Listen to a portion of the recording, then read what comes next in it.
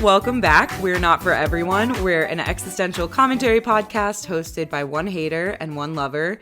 Caroline Winkler over there's the hater. How you doing, girl?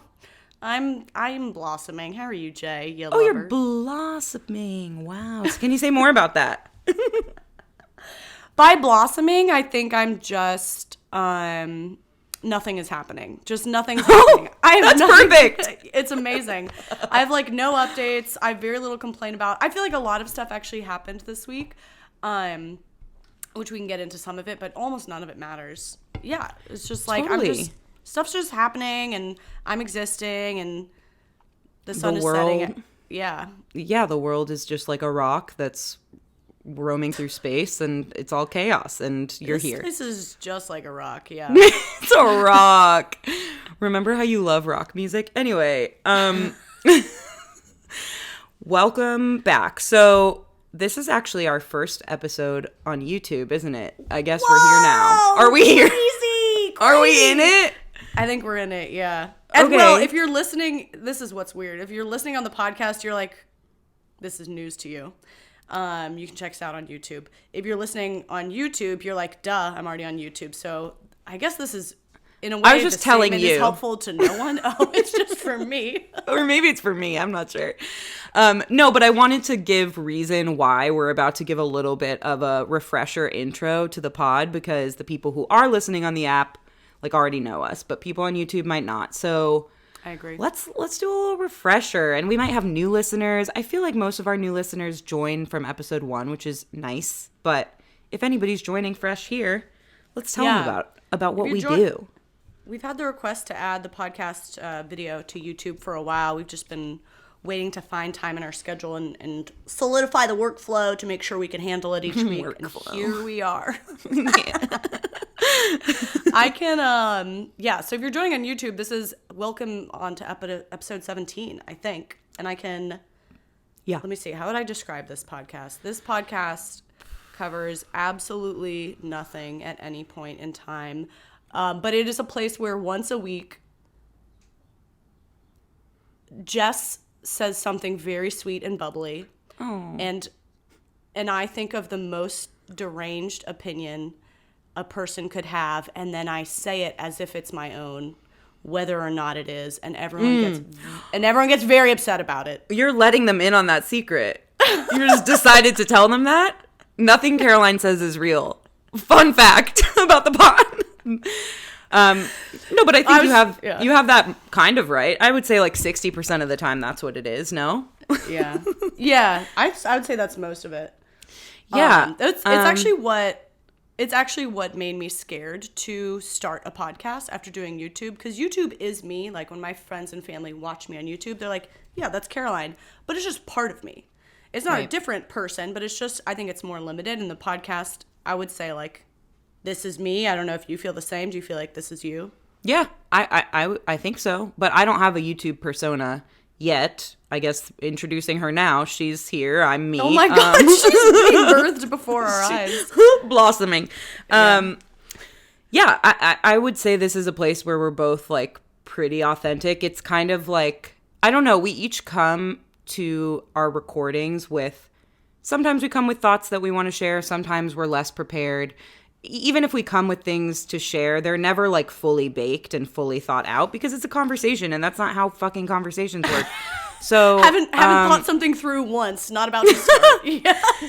But I think because that's the approach, it like really is us in real time, like reacting to what the other is saying and relating and disagreeing and vibing and pontificating. I feel like we use that word a lot. So yeah, that's the pod.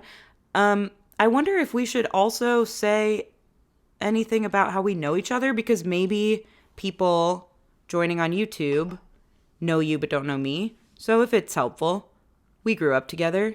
We've known each other since first grade. We decided to start a podcast because we were both kind of doing creative stuff in our own lanes, and we were watching each other, and we were like, that's that bitch. I want to be a part of it. So I think that's enough of an intro there. That's plenty. Yeah, that's it. What else is there to us? Yeah, I think so. I feel like the first thing we can kick it off with maybe is a continuation of a long-standing conversation on Not For Everyone. The key question of our podcast, which is... I know what it's going to be. What is DJ? What the fuck is DJ? Okay.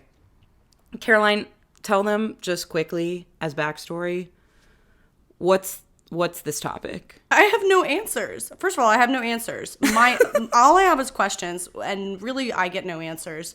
What is DJ is a question that came to me, took my breath away in the middle of the night. I sat up in bed one night and just realized that I've been wondering, what is DJing?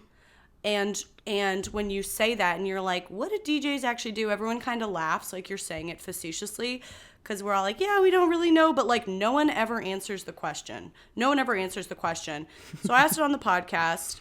There was a lot of uproar. A lot of people sent us memes. No one answered the question.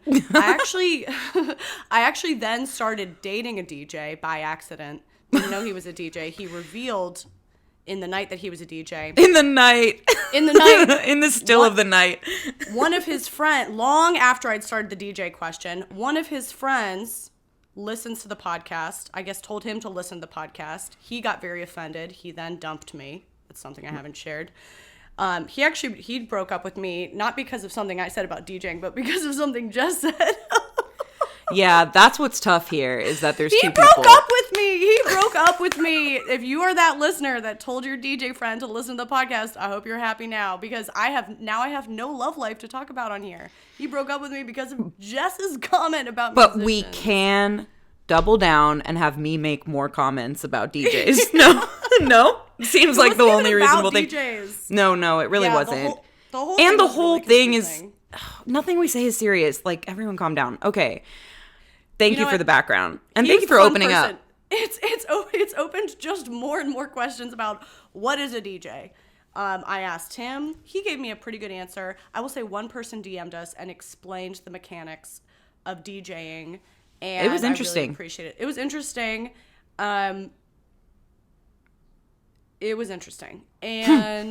what, do you have more answers? I do, very much so. I spoke to my dad about this.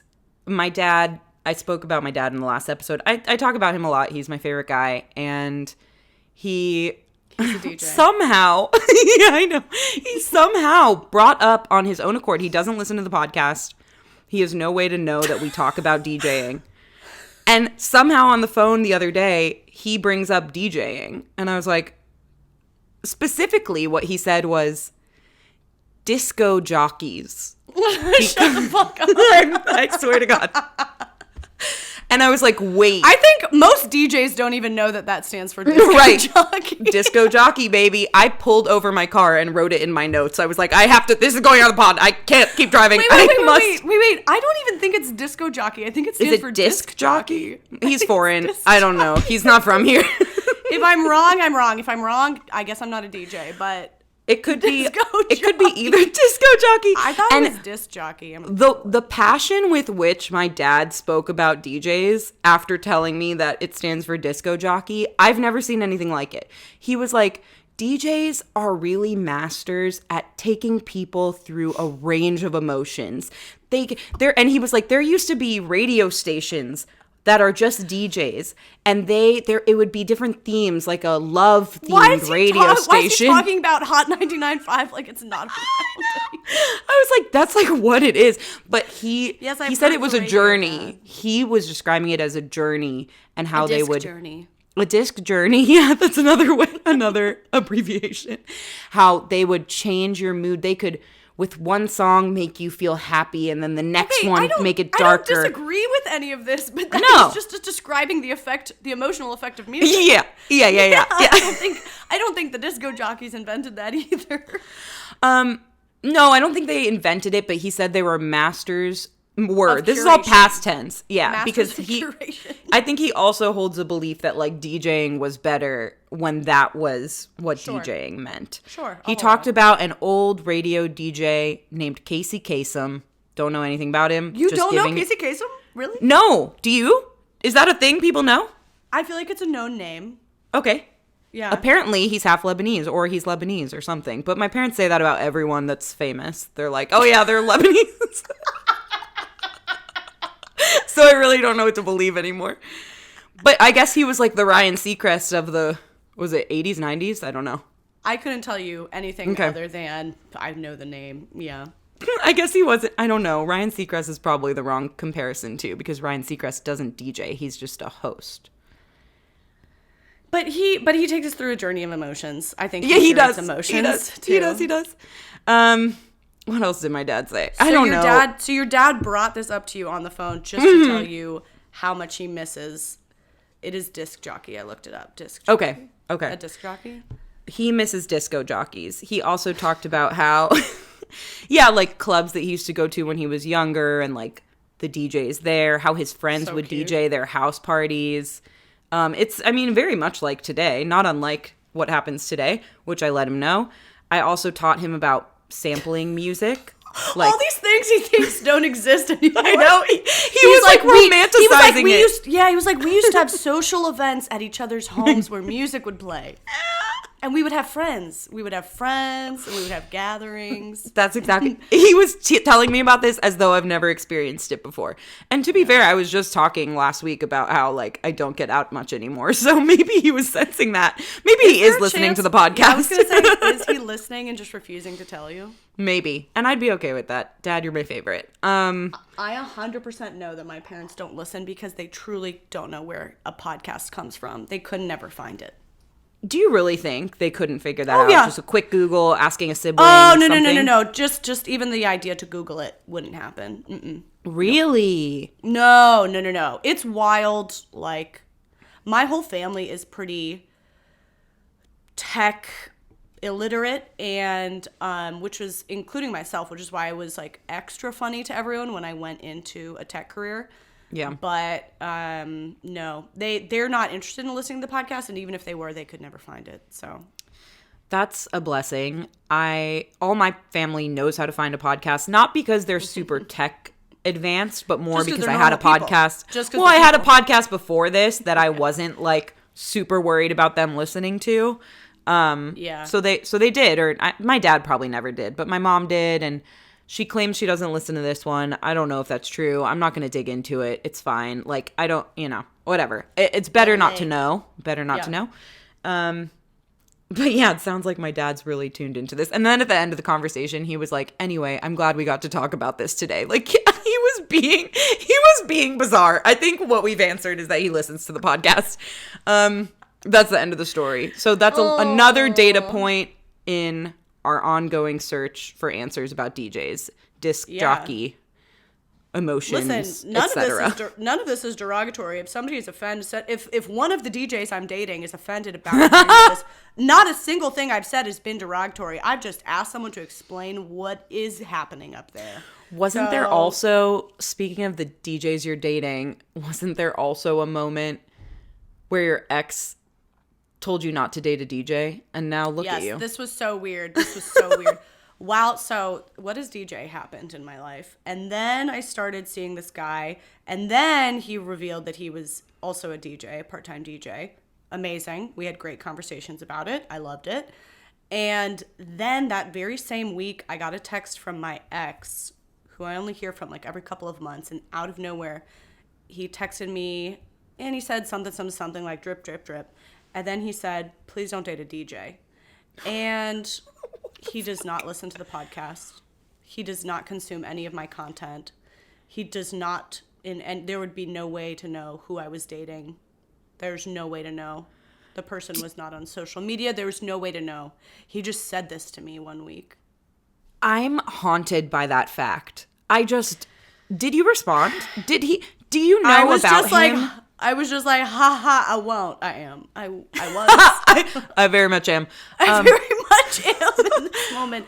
No, did he have a thing against DJs? Like when you were together, when you knew him and were together and stuff? Like, was that a topic? It's the kind of thing.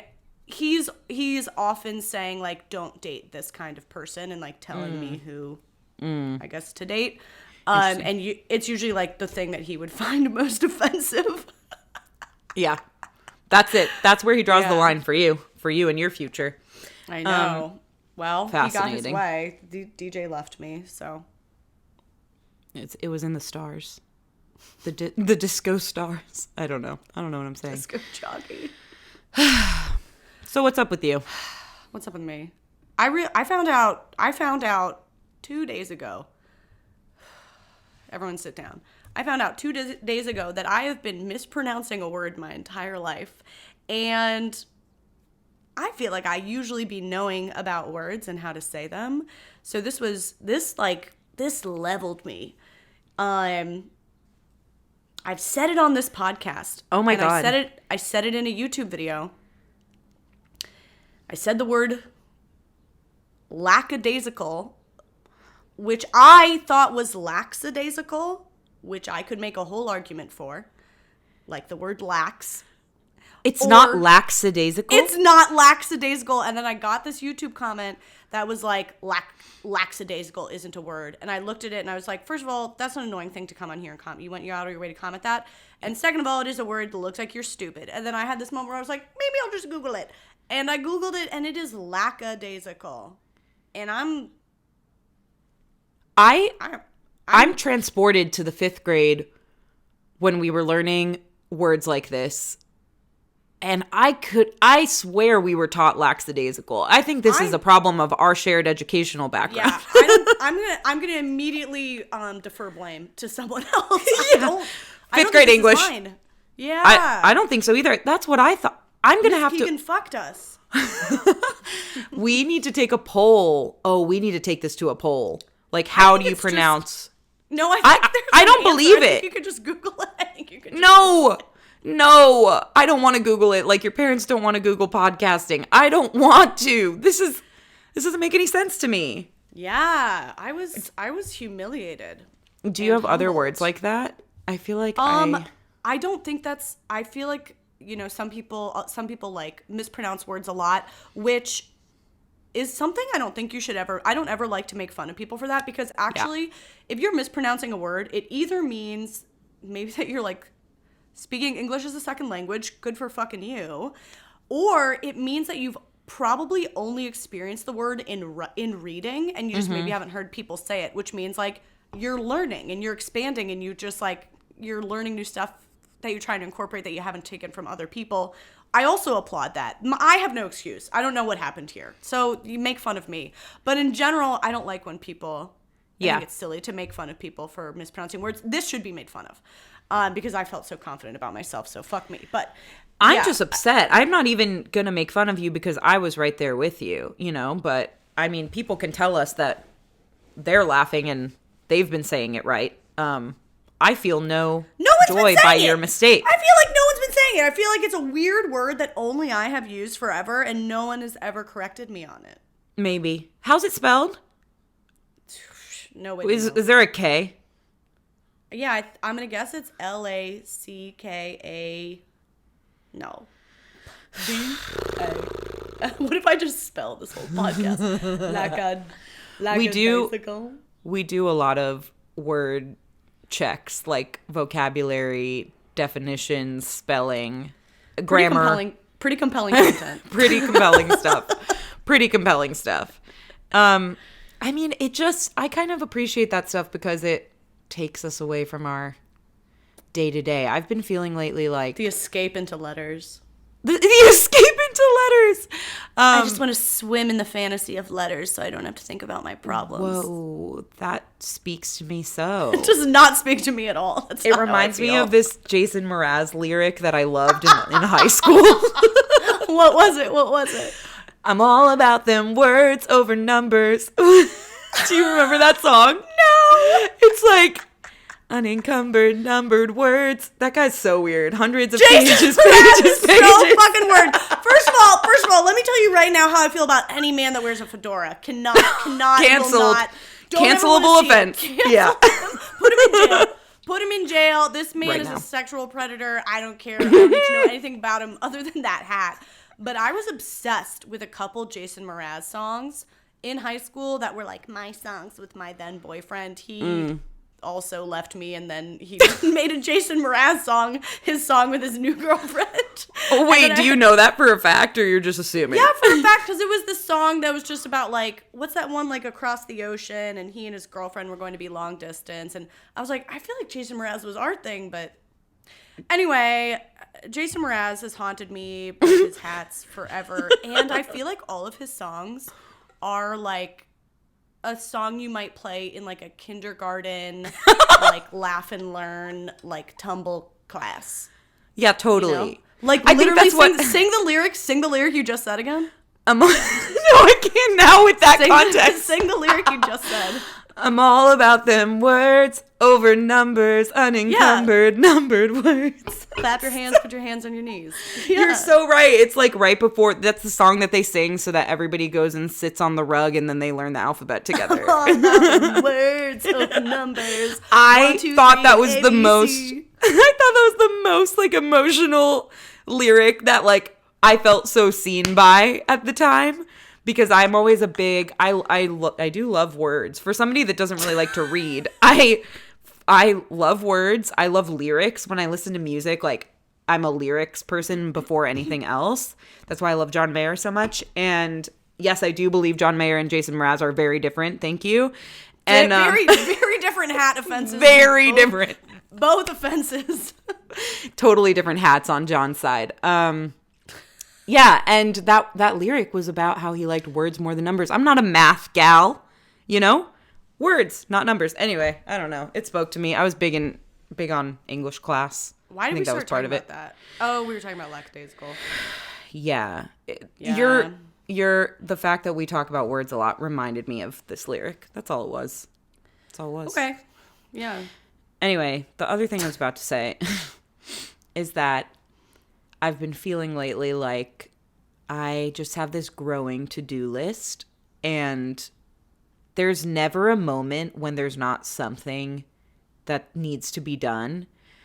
Even if it's something as small as like I have to water my plants. It's like, I just don't want to have to do anything right now. Like there's always something waiting for me, some sort of task. And like it's all kind of self-created. And I guess if I didn't do some of these things, like the world wouldn't end and my life would be fine. But these tasks that they just exist and they keep, as when you check them off, more come, and like it's never ending. And is that all that life is? Because it's kind of how I'm feeling. That's very much how I feel. I feel like that is such a relatable statement. I'm relieved to hear you say that because I need to problem solve it because I don't have the answers. It feels like, okay, so that the world wouldn't end and no one would die, but the things I'm putting on my list are the things that like theoretically support what you want your life to look and feel like, which includes, you know, something like watering your plants.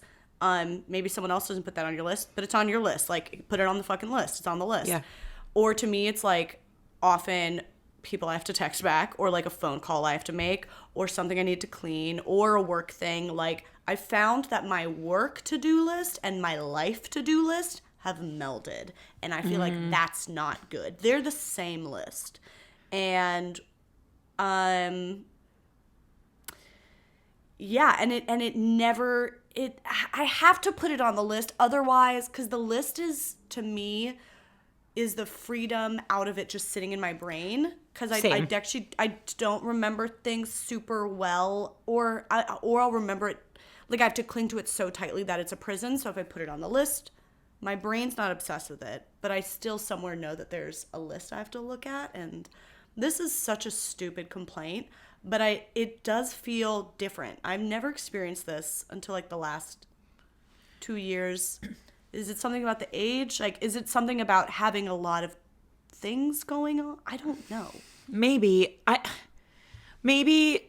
it's the fact that we've been doing it for so long or something. What is it? Living life and like having tasks on our list. But at first, maybe there's a excitement to it or something. Like when you first move out on your own, maybe it's kind of fun that you have to do all these errands for your home or this, that, the other. When you kind of start out in your career, I mean, it doesn't mean that there's no stress involved and it's not exhausting, but like maybe some of it kind of lights you up because it's new, and maybe now it's just like, oh, this same fucking shit, it's still on my list. Like, I just did it 2 months ago and now I have to do it again. Some of the things are cyclical, you know? I still have to wash my face. I have to do this every day for the rest of my life till I fucking die.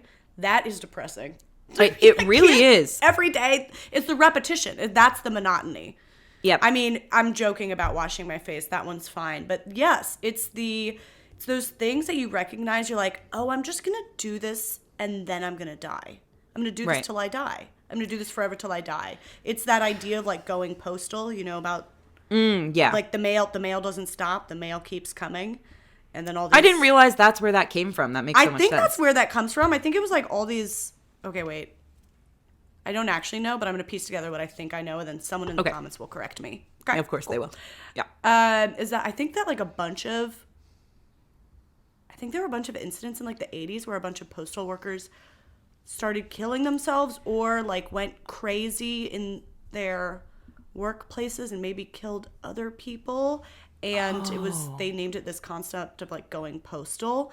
And I don't, you know, who knows what was actually happening with them internally, but I think the idea was, I mean, people at least attributed part of it to like the monotony and the Sisyphean nature of like the mail just keeps coming. Obviously, that's not the only reason people do crazy things, but I think that's like, that's the version of the story that has trickled down to me.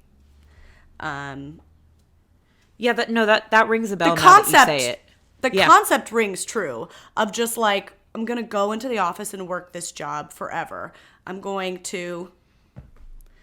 Like I wash my face eating. forever. I have to keep eating forever. I have to keep working out forever. I have to keep going to the grocery store. Nurturing relationships. I have to keep going to the grocery store. I have to keep buying stuff. I know. I have to keep putting sanitary pads in my socks every day. Every day. Multiple times a day. This is the rest of my life. This is forever. I have to wash my sheets and I have to put the fitted sheet on my bed every week. What? Or every two, whenever. It doesn't matter. Even if you only do it monthly, it's still a thing that you're doing over and over again. Exactly. And I had so many of them collecting in my brain this morning because I had a stressful week and like, on top of the stressful week, there were all these kind of like easy, regular household tasks and things to keep up my life that on a different week, I wouldn't even think twice and it would be pretty easy to do them and I wouldn't even need to write them down. But this week, I felt like I'm so overwhelmed with a lot of different things. I need to write down the list. And I wrote them down and it is the most basic. It's like it's almost sad that like this level of detail had to be written on the list, but it's like buy milk, get gas, schedule nail appointment. See, some of it is like, that's not hard. That's a fun thing, but it's still a thing to do. I don't know. You're not complaining about the tasks. You're complaining as I'm complaining. Like everybody has these tasks. It's not notable, but just the nature. Yeah, somehow the nature of like, in order to have, I don't know, like what's the other option? Maybe there's a way out of this. Maybe the system is broken and the way out is just like, I'm just going to fly by the seat of my pants and like hope I get stuff done in the week that I want to do. That's why I do kind of think it's a symptom. Like for me, my to-do list started getting really intense when I was like overworking or working a bunch of jobs and like had very much less time. You know, if I wanted to go to the gym, I had to schedule 45 minutes right here. This is where you go to the gym.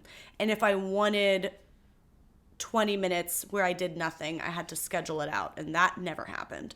But I feel like that's the situation you're in right now, where you're doing, I feel a little calmer in my life, but you're doing a lot. So the regular things that like, okay, eventually you would think to call the nail place, you're now writing down, because otherwise you might miss the window of time when the store is open. You're not going to be just like sitting around and Right. Or I won't get them done before I go on my trip home, and that's like I want to do them before I go home for Easter or whatever, like little things like that. You're right. It's because everything has become so scheduled. Like I am scheduled about my gym routine. I am scheduled about like, okay, this is the night of the week that I'm going to be by myself and watch Love is Blind. Like, and this night I'm going to make plans with friends. Like nothing is spontaneous anymore. Yeah. And that is hard. Like because I'm coming from a year and a half ago, I was like chose to be unemployed and I was just vibing and like everything was spontaneous and I could do everything at any time. And it's not only unemployment, like self-employment allows you that too. And that's why you get to have a little bit more of that now than you did when you had your tech career at the same time as YouTube. It's just, yeah, everything is scheduled. Everything, there's too many things at once. And so it starts to make every little thing feel more difficult to achieve. But I also thought you got to this quicker than I did.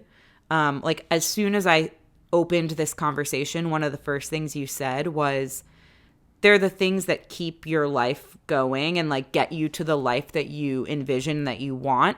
And that is very true. And that's something that I've actually not really realized until today before we started recording. I was thinking about this and I looked at the list that I had written down and I was like, I guess these are all things that are for me, like getting my nails done or watering my plants or buying milk so I can enjoy my cinnamon toast crunch. Like it's all stuff that doesn't really have to get done, but it's stuff that helps me invest in myself while I'm really busy. So it feels important, but I want those things to still be fun. I don't know. Like they're supposed to be for me, but they were turning into feeling like chores. So what I hear there is like, first of all, the things that you and I are describing, we're single people living very selfish lives. So let's get that out of the way. If you're listening and you're like, I wish I had time to call and make a nail appointment, like, I get it. We're describing selfish lives. I don't have kids. I live alone. I agree. Yeah. I agree. It's all about me. I agree. And all of these things, like, I guess on anyone's to-do list, it's like the things that you want in your life, whether those are like people you're taking care of or activities you want to do, or like the things that go on my to-do list are even social events, like the overscheduling. Like I have to schedule in this hour to this hour. I spend time with this person. Otherwise, if we just try and do it spontaneously, our schedule's not going to happen because people are too busy. But actually one of the things that you and I think most people want, one of those nutrients is spontaneity, is like not knowing. And that's the thing that actually needs to go on the to-do list. Yeah. And leave time for which is really hard. I think that's the thing that you have to learn in a way. I really relate to the overscheduling and everything feeling a little too pre-packaged and everything. And the way that I've been working on solving that for like a year, I feel like. And a couple things have helped me recently. One is having more group social things. Like you and I talked about last episode, where you get to see more of the people you love at once, and all the solo hangs, it eats up your schedule so fast. And in a way, I'm freeing up that time probably to spend time with those people one-on-one a second time or something. But it's like, but then when I see them, it can be more spontaneous because we've already kind of seen each other as a group. So that has helped a lot. I feel like that's given me more room for spontaneity, which might be spent seeing them spontaneously. Yep. And and then I'm just signing up. I realized, like, I spent the last year when I was kind of overworking and overscheduled. I spent a long time trying to pare down my life, cut stuff out, get intentional about, like, how I was spending my time, get some space, work on my workflow, and work with my editor to get more free time. And as soon as that hit, on, like, week one, where I was like, oh, I have, like, a normal work week now, I was immediately like, wow, I'm fucking bored. This is boring. And I immediately thought, oh, is this the rest of my life? How boring. I can now predict and see the rest of my life. This is what my work schedule looks like. This is what I do on this evening. This is what the weekend and I immediately needed to throw in an unknown. I think that's the spontaneity for me, like something new that I don't know what it holds. And so I signed up, like, I've done this before. I signed up for a sports league. A new sports league where I'm meeting a bunch of new fucking randos and, like, worst case, I don't know, maybe we'll be friends, maybe we won't. Worst case scenario, I'll gotta go play a sport outside. And I just signed up for, like, an Italian language class or something, which I've been meaning to brush up for a while. So those, to me, the combination of those things, like getting a good amount of group activity in that frees up time, and then throwing in like an unknown, that's something for me to look forward to. I feel like that's what holds the spontaneity for me right now. That's like really helped that feeling. Yeah, you just absolutely crushed that advice, because those are two things that I feel that I'm lacking right now. And now that you say them, we talked about the group thing, but now that you say the other idea too, like, yeah, that sounds great. I'm craving that. I signed up for a yoga class 2 weeks ago after not having done yoga in multiple years and like not really ever being a huge yogi.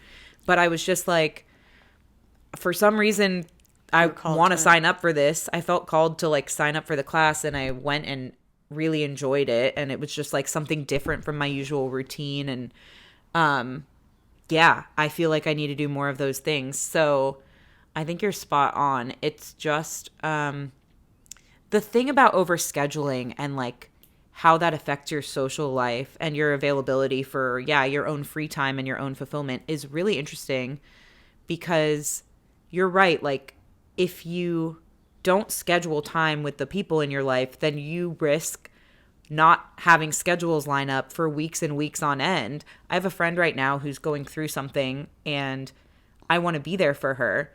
And she feels, understandably, based on what she's going through, like she doesn't know each day kind of what her mood is going to be. And so she doesn't want to plan, let's go out to dinner next Saturday, because she doesn't know how she's going to feel next Saturday. And like, I think we all kind of relate to that, but especially right now, she's really going through something heavy. She especially is like, I don't want to make any plans that far out. But for me to be able to have the time in my schedule to give her enough of myself and be present for her, which I really want to do, I do need a little bit more of that like ahead of time scheduling, but it's just not, it doesn't line up with where she's at. And I don't even feel guilty. I just feel like I want to be able to, like, on a Tuesday night when she is in the mood for company, to be able to just drive over and spend that time with her. But my weeks are so scheduled that a lot of the times it doesn't work out that way. So I'm trying to create that space so that people like that can fit into my life again, and also so that I can fit in stuff for myself too. But there's only so much time in the day. I don't know.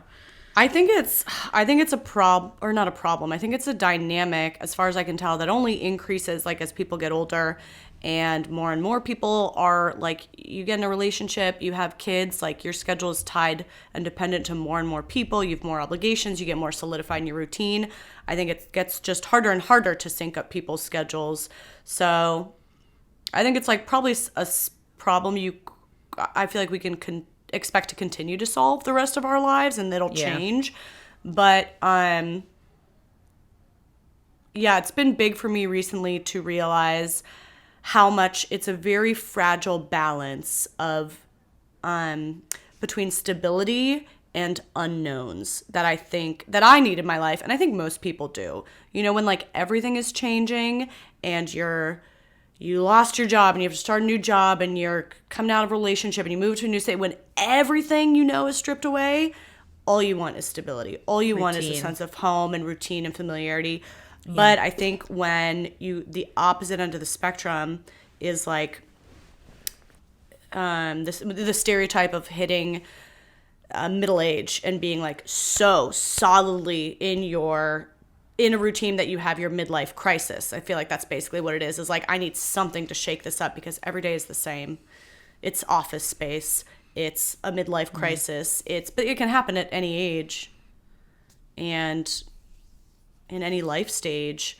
So I feel like, it's figuring out what your balance of unknown and stability is that you need in your life in order to feel alive. It's like basically for me, it's to feel alive, to feel like I'm not wasting my days. I don't know how else to explain it.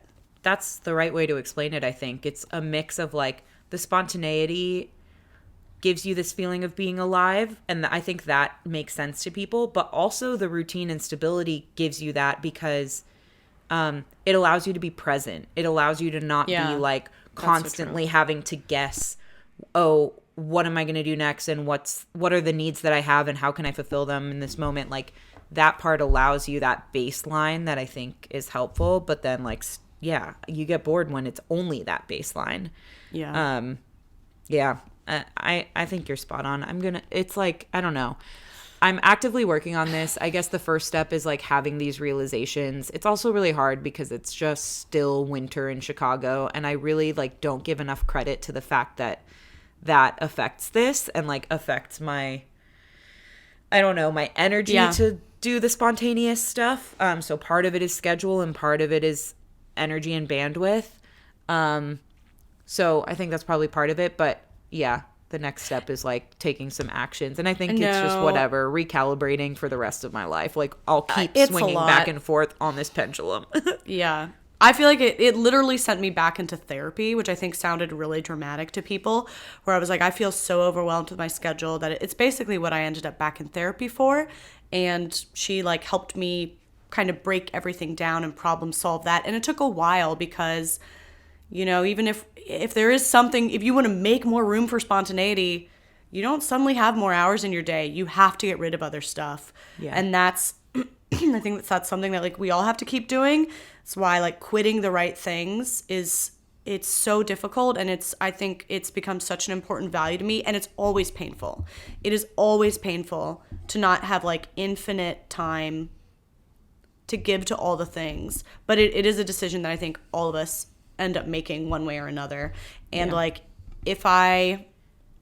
when I like refused to cut things out of my life, and I was like, no, I'm just going to see everyone. I'm going to do everything, and I'm going to show up all the time, and I can fit everything in if I schedule it down to the minute. Like I had scheduled my days. There's a time a couple months ago where my days were scheduled to the minute, to like the 5 minutes, And so if something was running late or like if somebody showed up early, if a friend showed up early to my home, I was so stressed out. I was like, no, those were 5 minutes I needed. Like you need to sit in the car.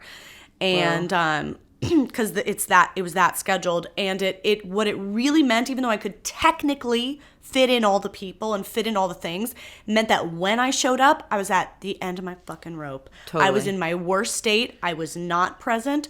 I was not being a good friend, and it took me kind of starting to like show up in a way I wasn't proud of, in order for me to realize and accept like, okay, it's actually not even an option to do all of it. It's not even an option. It's not whether or not I can bolster myself up to decide to give to everything. It's like, that's not an option. I can do a bunch of things pretty poorly, or I can do fewer things more intentionally, hopefully. Yeah. So that's I don't know. I hit a point where I was like, wow, well, this is going pretty badly. And that was the only thing that kind of knocked me out of this idea of doing everything. Yeah. I don't know. But it took a while. I feel like it's taken me like 9 months or like a year to restabilize. Totally. I appreciate the wisdom. You know, speaking of wisdom, I feel like we've been getting comments and like messages and stuff from some listeners who are older than us, like maybe our parents' age or just in their 40s even, and sharing that they appreciate our like perspective and kind of like, I don't know, it feels like parents telling us they're proud because we're insightful for our age or something.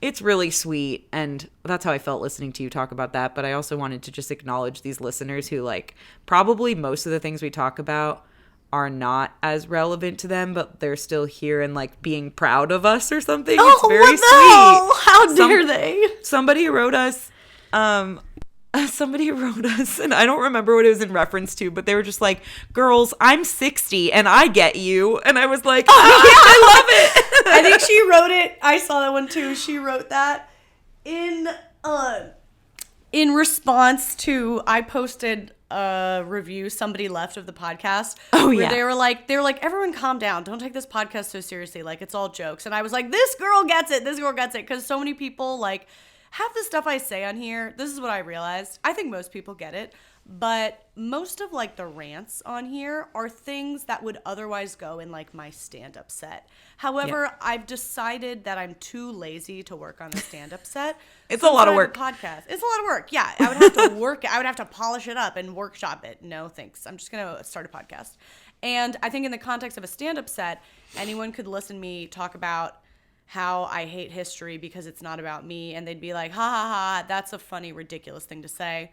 But on the podcast, people are like, you know, history is important. I'm like, yeah, I know. I obviously fucking know. I get it. I totally get it. Yeah. I do think most people get it. But of course, like the two people who don't get it are the ones that we like probably tend to fixate on more. I need them. I need them to understand me. I need to be understood. No, but I do think most people get it. I mean, it's also like there's different types of podcasts, and there are some podcasts. This is not any of them. There's some podcasts that are like prepared, researched, like, you know, really like evidence backed or something. Like this is, I would just like to make clear that this is not only not that, but it's the opposite of that. I don't know how many times I have to proclaim that I don't read. And that is not for you to say, oh, like you should read. Reading is valuable. Like that's not what that's not what this is about. Please. I'm also like, I have an education. Please. Like, it's a joke. Like, it's mostly a joke, but it's also not a joke. And so, this is not evidence-based, I guess is my point. And I personally am very comfortable with that. It's the only way that I would be comfortable here. If you ask me to prepare talking points about a topic and, like, be factual all the time and not crack any jokes, I just would not be here. That's not what entices me to do a podcast one bit. Right. And I don't think you'd want to listen to it, to be honest. Jess can't be that. I will say I am a scientist and a researcher, so True. Anything that I say is science and based on the evidence of what I fucking your experiments. Yeah, my your experiments. I spent a lot of time making perfume mixes out of like lotions and creams. Did you do that as a kid? Like, yes. In the toilet. Yes, 100%.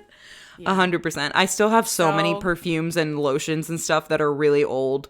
Like, yeah, what are you saying? You're not at my mom's house. What if that's not? Is that what it is? Not. That's what research is. Wow. Yeah. I went to a school that was so research heavy, and every student was like, their job during school was research. Yeah, it would be like, oh, what are you heading to after class? Oh, my research. And it's like, what are you? I'm going to watch YouTube. So is that research? Like, research. That's what I've always been doing. I literally call that research. I don't even say that facetiously because I'll watch it's a blessing. YouTubers and study their content. And it's research. Oh, and that's I am a doctor. I am a scientist. That's how I've talked about stand-up. Like, when I go to a stand-up show, yeah, I'm studying. You know, that's my research. I'm learning about something that I care about. Sorry, it's not the same as you. I'm bored of even my own videos. They're terrible. I need a break. That's why I'm taking vacation. Okay, next week I'm going to take a couple weeks off. I'm just tired. Or not even tired. I can tell that it's like if you haven't stopped speaking for like 10 hours, then there's no way that you can have a reflective thought to share because you haven't shut up to reflect. So it's like you haven't shut up, you know, is how I'm this is what I'm saying to myself. Yeah. If you're just outputting constant output, there's the quality of your thoughts and ideas, they can't be great forever. You need a reflection time. So I can just feel I'm at the end of that. I'm not even saying anything anymore. Yeah. So I'm taking a break. Not even because I'm that tired work-wise. I'm okay work-wise. It's mostly that I don't have anything good to say. I don't have anything of value to say right now, I don't think. Yeah, you want reflection time. And in order for reflection time to happen, you kind of need to slow down and get bored, which is something that you've taught me. Like, we've had a lot of conversations about that, and I think it's very true. If you're constantly talking, if your days are constantly scheduled, if you're constantly being productive, then there's no time for reflection. Reflection only happens it's not even like, okay, let's say when we hang up this call, I go and sit on my couch for an hour. It doesn't mean reflection's going to come in that hour, because that would be kind of trying to like schedule the reflection. It's not until you have multiple hours upon hours and you get bored that like real interesting thoughts and perspectives come, or going out into the world and seeing something new and like being so removed from your day to day, that'll do that too. But either way, it can't be constant in your routine output. Yeah. Yeah. That's so true. Yeah. Whatever way you need to break it up by experiencing something new or having some internal moment, whatever. I agree. So you're going to Cali? I don't actually, well, I guess she's in Cali, so maybe that's obvious. Yeah. Oh. Yeah, I'm going to go see Alex, and then I'm going to go on a little solo vacation completely alone. It was one of my to-do list goals for the year. I'm really excited to just be bored. I'm debating not bringing my laptop. Whoa. I don't actually know if I can do that. That's scary. But if me. I know. I'm like, I think you should. I think you should not bring it. I'm like, what if there's an emergency? What if there's an emergency? What fucking emergency is going to happen? What emergency? I'm a content creator. What emergency could there be? Nothing's an emergency. What emergency could there be that I could be the solution to? Ever. Ever. Let alone that I would need my laptop to solve. Right. Oh, Caroline's laptop is here. Emergency solved. The only way we can solve this emergency is by you finding a weird piece of footage that you took of yourself talking. That's the thing that will save this person's life. Yeah. Yeah. You can do it on your phone then. You should try not to, but I get how hard that is. When you're running your own business that is reliant on you having connection to film and editing and YouTube and uploading and internet and blah blah blah blah blah. But the point of a break is a break, so I'm really a fan of you taking it. I'll still be reviewing shit and probably in touch with my editor and stuff. I don't know, but we can move on. I have an update. Okay.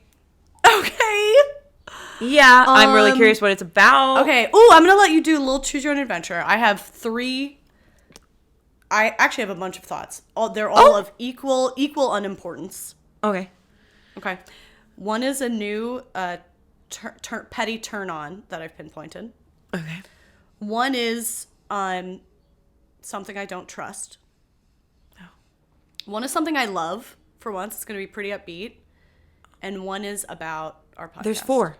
There's 4. I came up with 4 different thoughts this week. A lot happened. That's insane. That is insane because I feel like, wow. Okay. I feel like last week you talked about a petty turn off, which was V-neck tees. So I'd love to hear the petty turn on to kind of like balance that this week. Okay.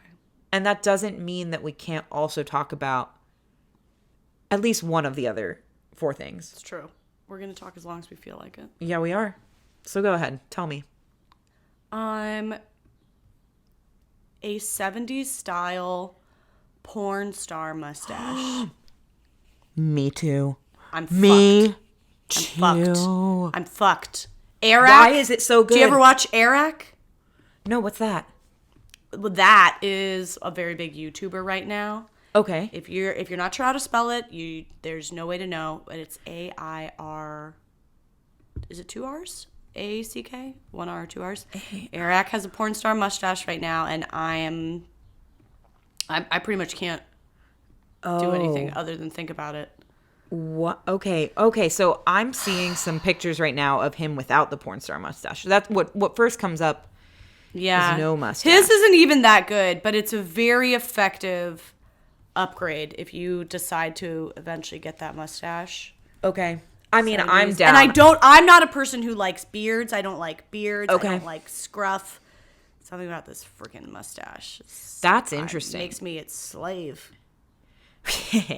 That's interesting because I am a facial hair person in like almost any form. So it doesn't surprise me as much that I like that. Okay. What do you think does it for you? Like, just that it's weird? You like weird... I don't feel like it's weird. I feel like it's like an old, to me, it's like, first of all, I love, I guess it's like 70s, 80s. It was around the 80s a lot. I love stuff from the 80s. And it feels very like classic masculine, authoritative. It's like, is he a pilot? Is he a mean uncle? I don't know. Like either way, I'm in trouble, I feel like. That's so you. That has you written all over it. Yeah, I get it. There's this phrase. Oh, wait. Are you still there? Yeah. Are you still there? Yeah, sorry. I thought my sound cut out. Don't question if I'm here, you bitch. There's this phrase that they use on Love Island. I guess it's a British slang phrase that's like, it's a bit of me. So when they say that they're attracted to something about someone, they'll be like, oh, that's a bit of me.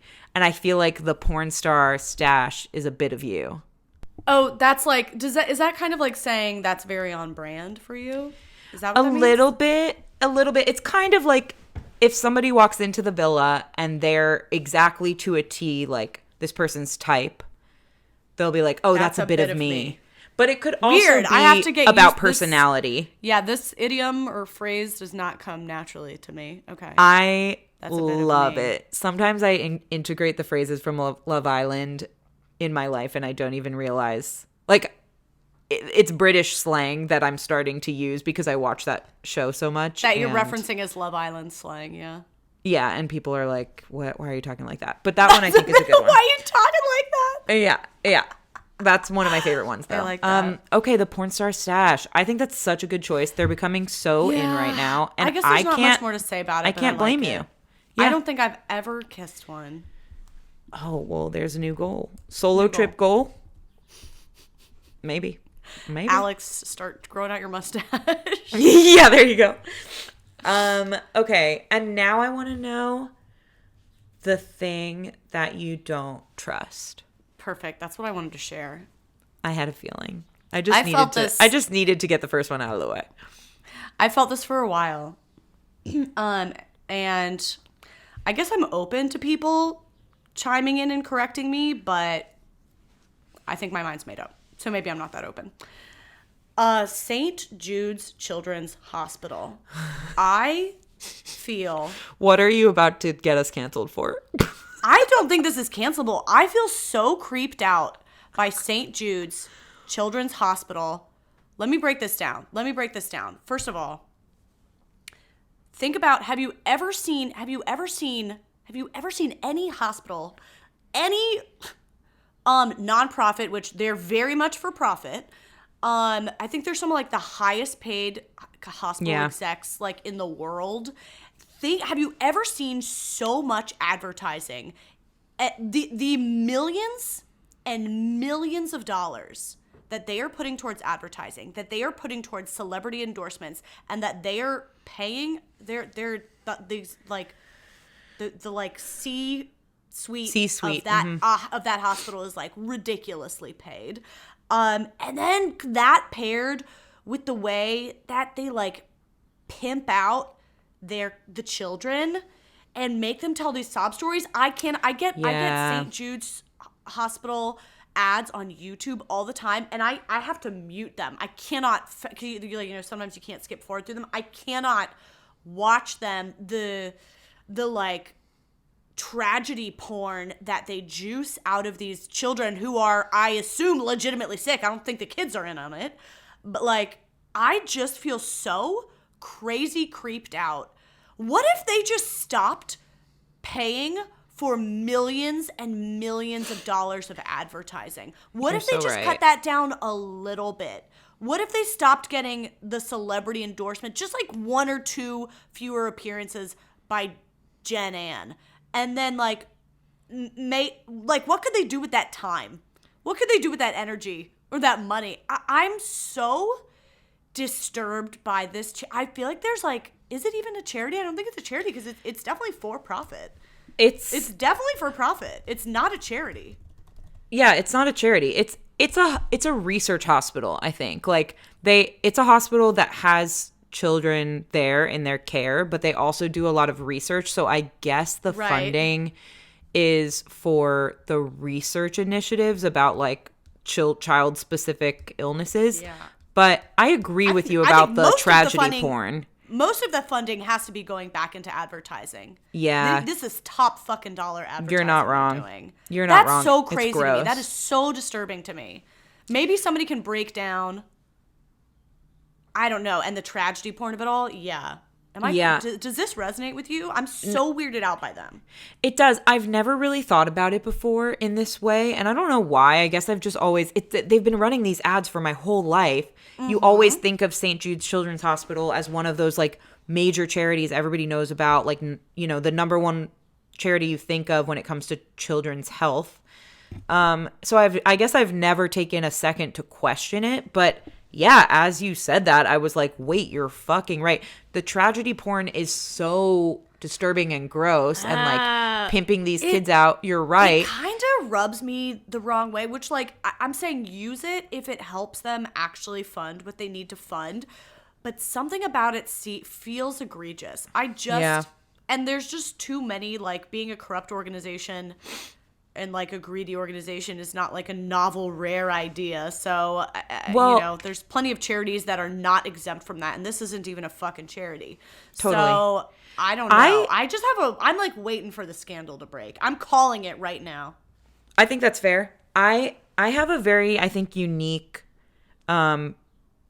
like inside perspective on this a little bit from working in healthcare as long as I have. Oh my God, tell me. So there's two things I have to say. So you work in healthcare and in marketing for healthcare. Yes, that's true. That is correct. Let's see what she says. Also before I was in the job I'm in now, I was doing consulting for hospital systems, not St. Jude's, but like large hospital systems around the country.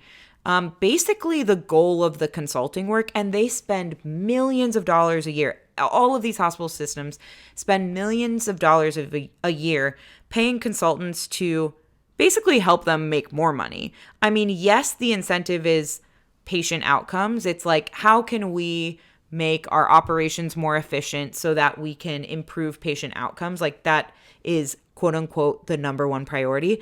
But really what more of the priority is how can we get patients in and out of here faster so that we can get money from more and more people and have like a more effective revenue cycle, always have more throughput so that there's more open beds so that we can like continue to bring people in and make money off of them. Like, healthcare is, as much as it is obviously like a life or death important.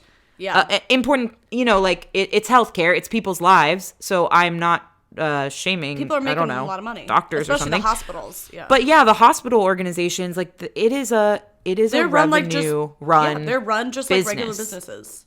Yeah, this is all I hear from my dad. Yeah, totally, and it's frustrating to doctors because they are working the important job of saving lives and giving so much time and energy to their jobs, and they're not even making like a cut that they feel is worth it compared to how much that larger hospital system is making. All of the staff. Yeah. Exactly, all of the staff. So yeah, I mean, I guess from that perspective, it's like a shame, but I'm not surprised. And I've like worked closely with like C-suite leaders at hospitals who like that's their goal. Help me make more money. It's a lot of the reason that I wanted to leave those types of jobs behind, because I thought by entering healthcare, I was entering a field in which I could have an impact and help people. And while, yes, that's always like at, you know, way, way, way down the road of anything you do in healthcare, like really the short-term goal was money. The other thing I'll say about nonprofits is that I also worked at technically a nonprofit in healthcare technology. And the amount of money that our CEO was paid was absurd. It was labeled a nonprofit to probably for like tax reasons, like to get tax 100%. Breaks and stuff. But this company did not operate like a nonprofit. And the way that they paid their leadership was absurd for a quote unquote nonprofit. So again, another like exposure I've had to healthcare nonprofits where it's just like, it's all about money. At the end of the day, it's a capitalist society. All this stuff is about money. So you are right. I guess based on all this, all these things are coming together in my brain right now where I'm like, you are so right to question the St. Jude's approach and like motives. I feel it with like, I know that's true with like a lot of nonprofits and a lot of charities. There's obviously some good ones out there, but just because it's a charity and just because it's a nonprofit does not mean that your money is going where you think it's going. Yeah. You unfortunately have to do a lot of research. So I don't think it's a unique entity, but there's something about how big they are, and I think how much they're like milking children for tears that like really creeps me the fuck out. Yeah. You right. I think I'm right. Okay. Let me think of something that I'm right about and maybe see if I can share it with the class. There's probably nothing. I'm right. Oh, this is so random.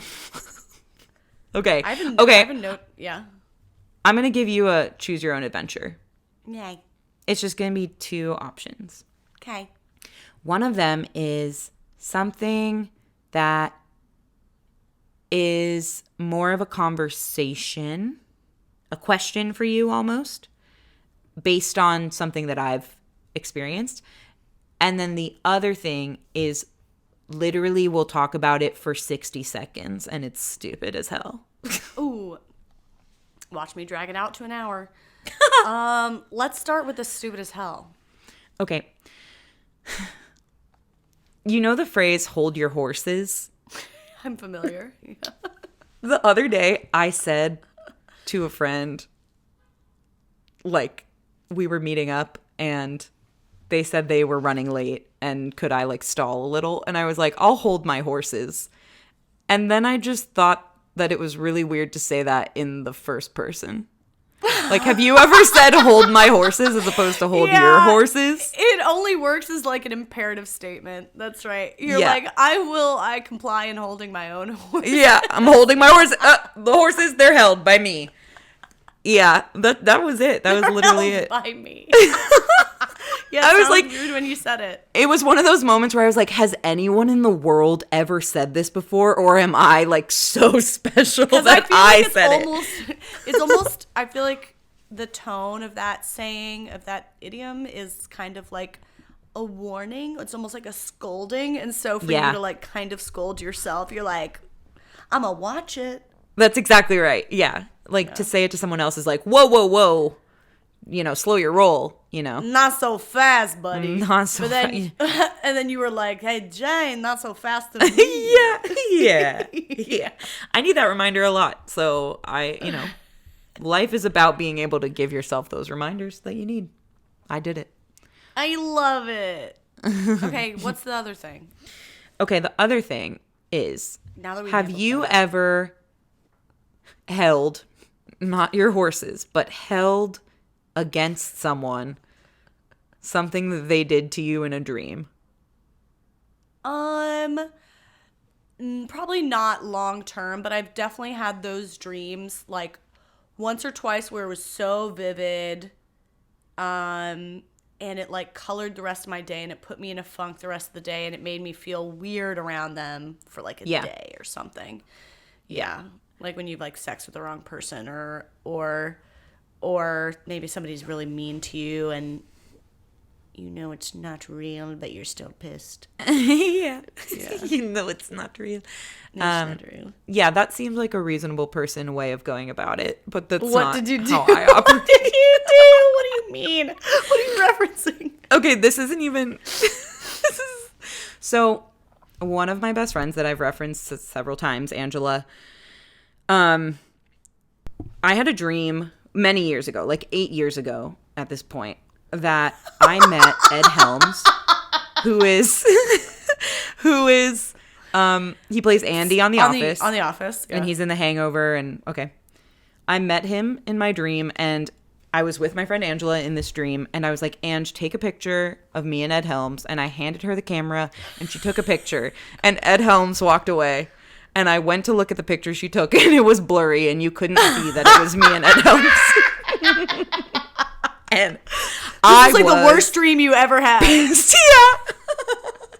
Is this a very like on brand Angela? Would Angela say, "Oh, that's a bit of me"? It was it was believable. It was believable. Like sometimes Ange, love you. She can get a little flustered in the heat of the moment, and it was believable, and it felt very vivid. Blurry snap Ange, yeah. And yeah, and I woke up, and we lived together at the time. I woke up and I went to her room and I was like, you will not believe what you did to me in this dream.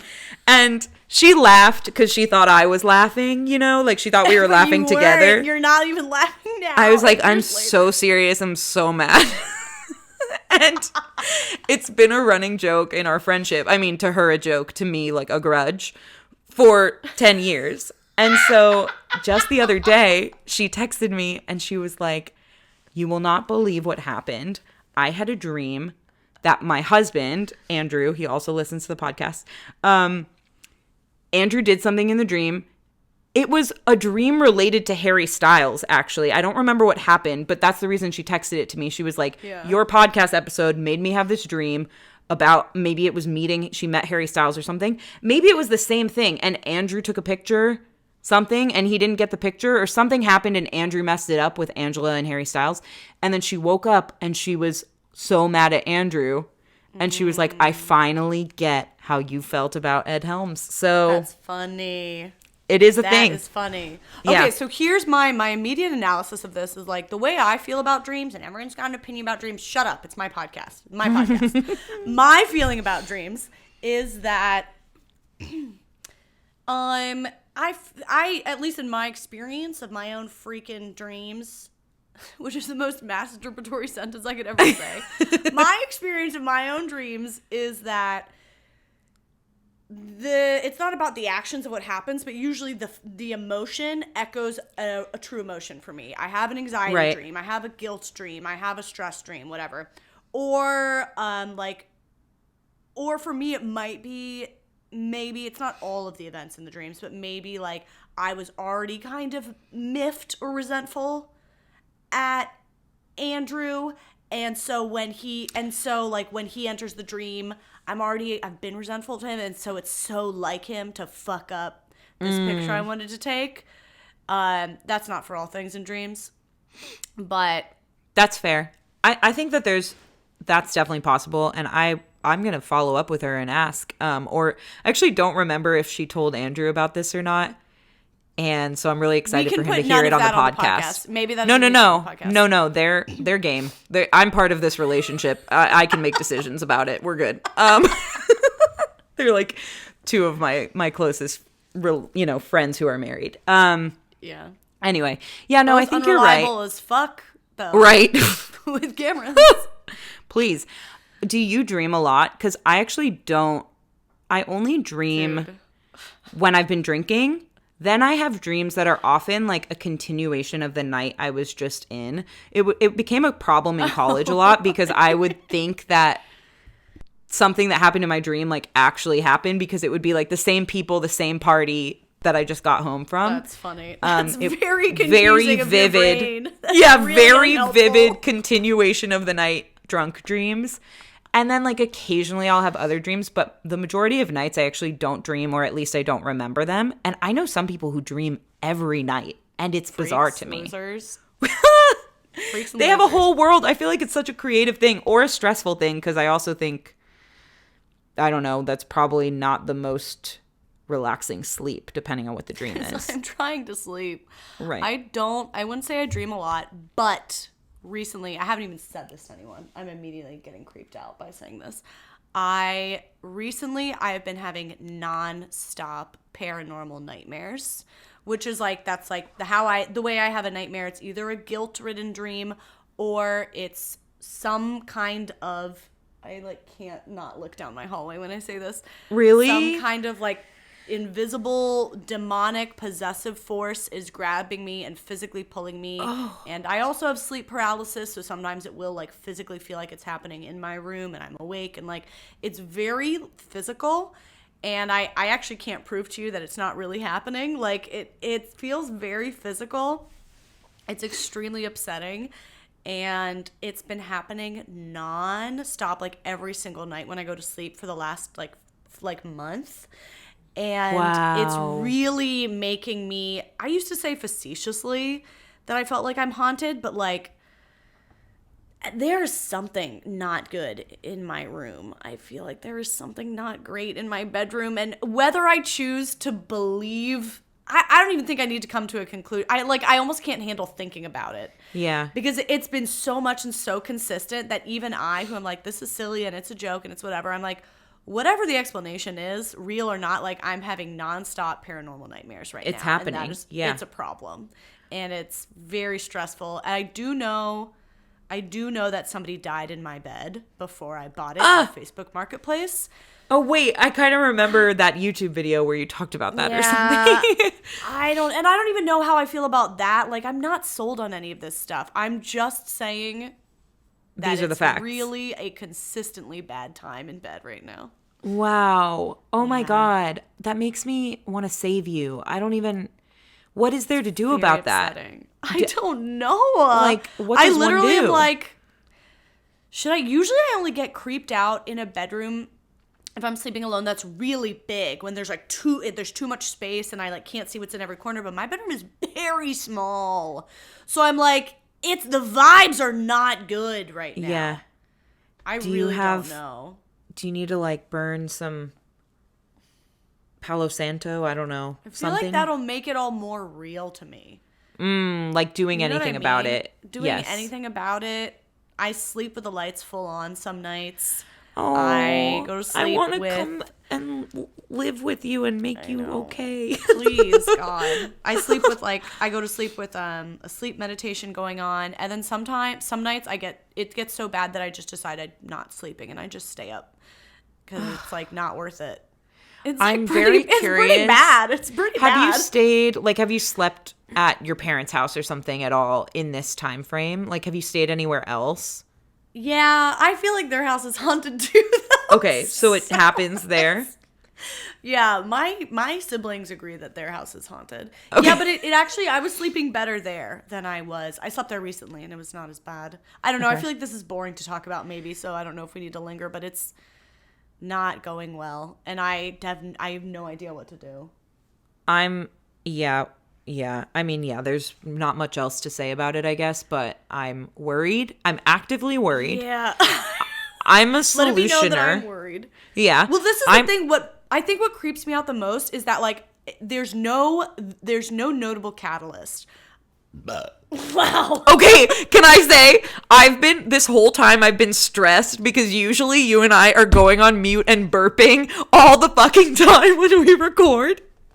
And I was like, now that we're on YouTube, like, if I burp while Caroline's talking, like, that's visible. People can see it. So people can see me. Anytime I grab my mic, I'm muting myself. I'm muting myself, and then I go like this. I'm muting myself. It's nonstop. It's nonstop. We burp all the time while we're podcasting. That was the demon. The demon just It's mad that you've been talking. You're telling people about this. Oh God. So unattractive. Gabby, don't take that out. Leave it in. It has to stay in because we need. This is just what it's gonna be. People need to know we be burping this whole time. At the same time, I cannot stop looking back into my hallway. I always think there's gonna be something in the corner. But the problem is, what creeps me out the most is there's no obvious catalyst. I haven't watched a scary movie. I don't hear like a weird noise in the middle of the night. There's not like a whisper I hear. It's just all of a sudden I have a feeling and I start getting sleep paralysis and I start having paranormal nightmare dreams and I just feel this way. And that's the most upsetting to me is when I'm not like, it's almost less creepy when I hear a sound because I'd be like, it's just a sound. You're scared and it made you scared, or you watch a movie and that made you scared, but nothing happened. But when I'm just overcome with this feeling, it's pretty hard for me to talk myself out of it. Totally. Because nothing started it, so you can't reason your way out of it. It's just... Yeah, and I'm like, and I certainly don't want to feel this way. So it's like, if I'm feeling this way and I really don't want to. Okay, if anyone knows, like, dream stuff, I don't know. Don't send it to Caroline because I don't want you to like be bombarded with this stuff. Get a priest to bless the place. Bitch, this fuck? problem started with the Catholic Church. Yeah. It started with the church. Why do you think she's haunted? The church is the problem. The church is the fucking problem. If I wasn't raised Catholic, I probably wouldn't have a hang up about possession, would I? It started with the church. Thank you for your input. Everything did. Get a priest. The priest is I'm probably getting haunted by a priest. Yeah, you're so right. You're so right. A priest with a porn stash. yeah, don't send her anything, but if you genuinely have good advice, you can send it to me and I will piece through it and see if there's anything that I think is worth sharing. I will be the gateway. Don't bombard Caroline with it. The only advice that I consider good is not something that legitimizes that there are ghosts in my house. That is not helpful to me. Everyone's like, yes, you need to sage it. That does not make me feel better. There's just a noise. What makes me feel better is you explaining how you once used to have these feelings and they went away and it was fine. Yes, that's what makes me feel better. Yes, I like that. I agree. +1. +1. Thank you. Are we done? Are we done with I think so. I think we're done. I put my hands up. I put my hands up. No, wait. How does that song go? Wait. What? I'll throw my hands up in the air sometimes. That one? No, we were singing different songs. I was doing the Lizzo.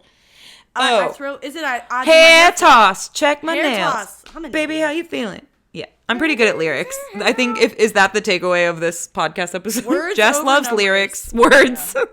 Words Jason over Mraz. numbers by Jason Mraz. Okay, where can they send us words, Caro? You can send us words on Instagram at Not For Everyone Pod. The number 4 is in there. Not For Everyone Pod. You can do it now on YouTube. I'm pretty scared for the YouTube comments. Part of why I went into podcasting is because I was tired of YouTube comments being kooky. But here we are. Can't stay away. I'm pretty scared myself. You should be.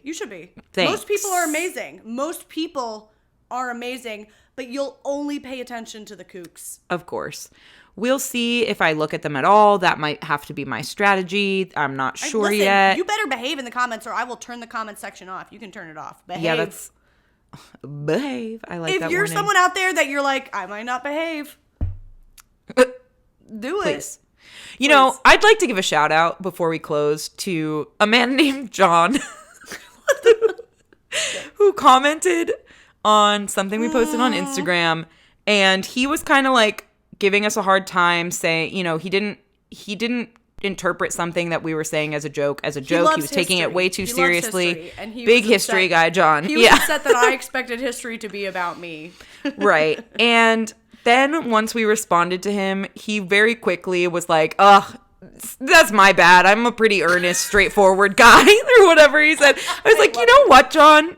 You're fucking cool. Like, I appreciate that we just have this back and forth. So if you're one of those type of people, if you're willing to be wrong, the way that we're very much willing to be wrong about everything we just said. All I am is wrong. You can all be I am here. Is wrong. Yeah, all I am is wrong. It's fine. We can all be wrong welcome about you. Stuff.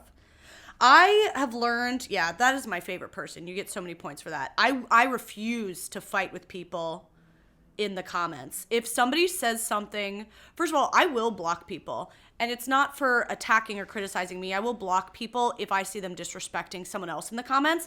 Because guess what? This YouTube channel, this podcast, this comment section, this is a community that we're building. It's a party that I'm hosting. And I've said everyone's welcome. But if you show up to the party and you start killing the party vibe, get the fuck out.